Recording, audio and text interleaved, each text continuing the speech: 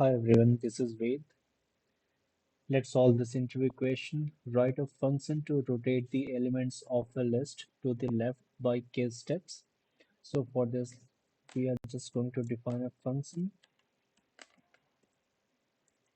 rotate list, and we are passing two parameters, the given list and the step size, that is k, and then we would be returning given list from the index k till the end, and then we would be concatenating it with the list from the very beginning index to the kth index, and this is what, and then this part would be returning a new list. So let's try this. Let us suppose given list is